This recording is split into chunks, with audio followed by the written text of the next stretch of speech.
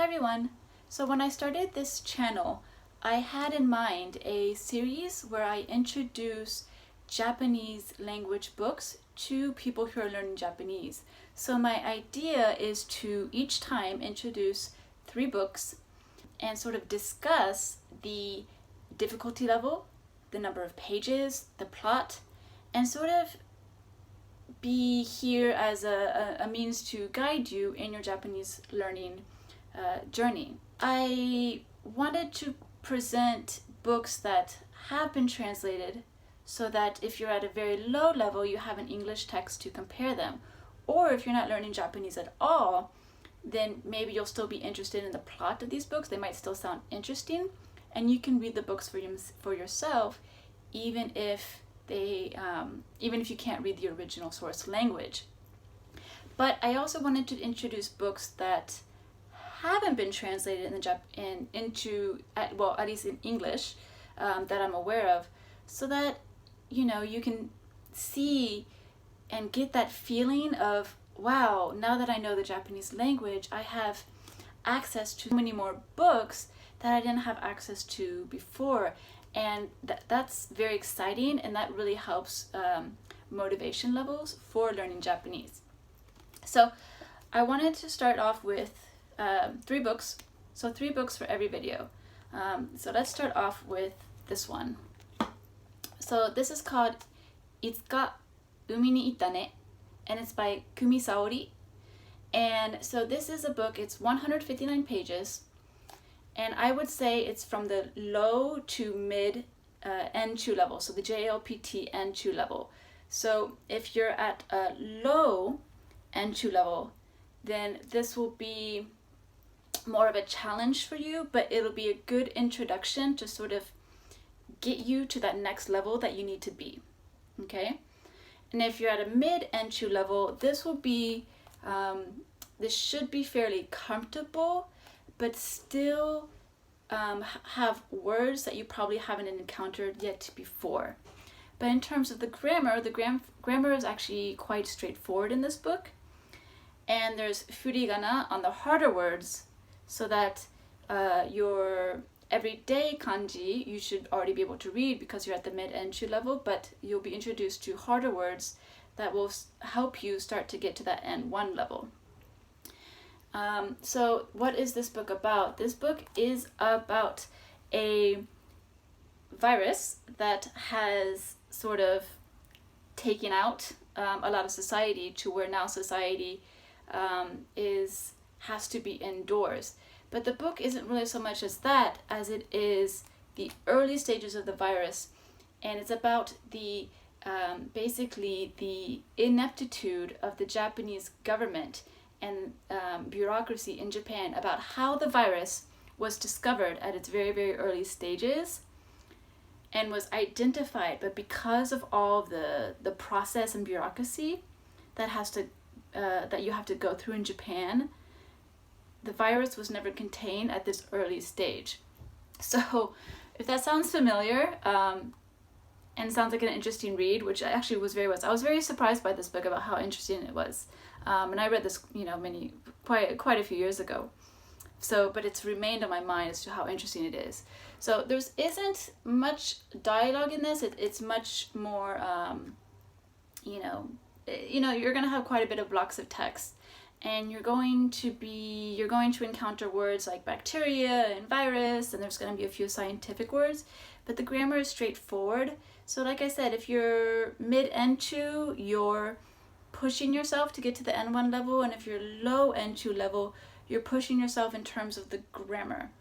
But whether you're low or mid, I think you can have a lot of fun with this. So that's いつか海に行ったね. The next book I have is蛇にピアス by Kanahira Hitomi. So蛇にピアス has been translated into English. It's called Snakes and Earrings in English, so you can read this in English if you'd like and compare it. The previous book, there is no English translation for it. This was also a movie, so once you read the book, you can read the movie.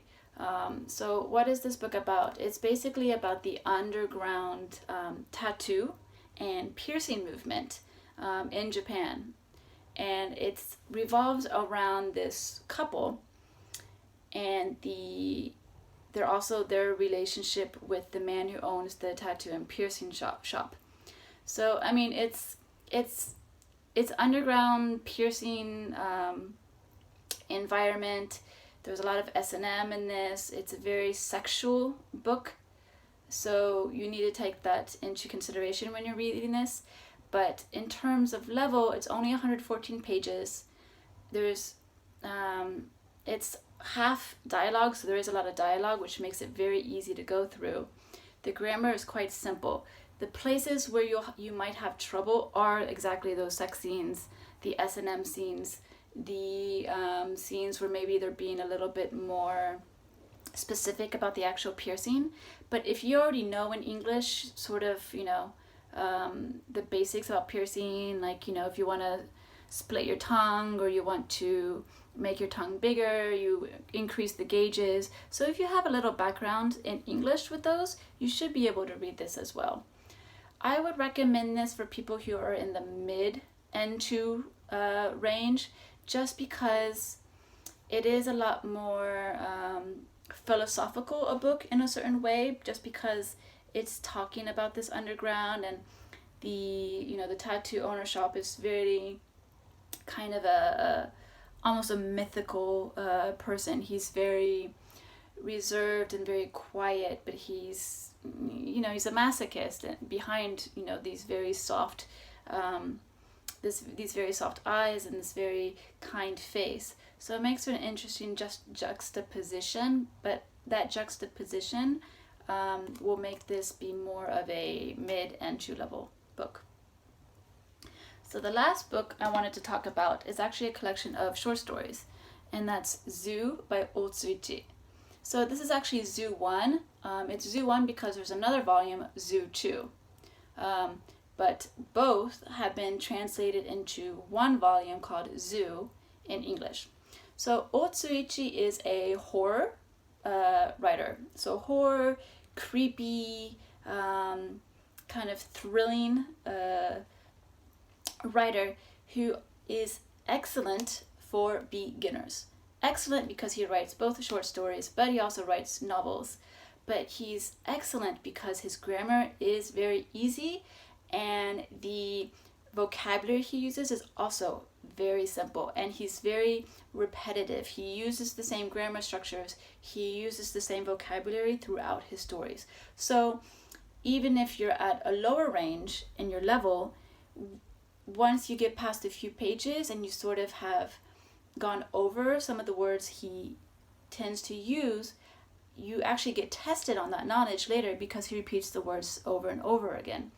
So this is an excellent book for N3 into N2. So if you're an N3 level and you're ready to maybe go into novels for the first time, maybe you've only been reading manga. If you're an N3 level and you want to get to N2 level, this is a great start. Otsuichi is the author you want to look into.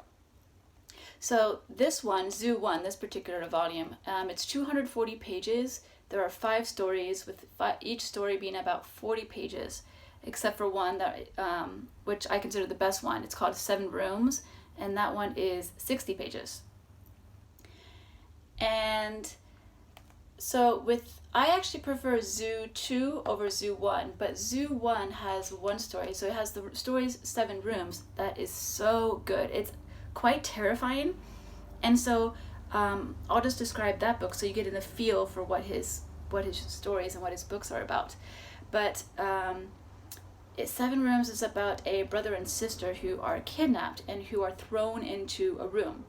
And the door, there's no way to get out. There are no windows, nothing. The only thing in the room is a sort of like ditch, canal, a trough of water that passes through the room.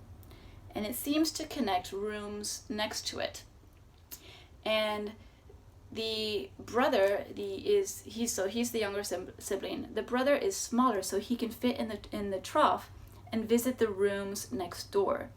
And when he goes to visit the rooms, he discovers there are 7 rooms that are connected lengthwise, and they're all connected by this canal ditch system. And there are 7 rooms, but only 6 of them have people. all of them girls except for the room with him and his sister, where they're the only room with 2 people. And there's one room that's empty. And there's a reason that room is empty. And it's absolutely terrifying.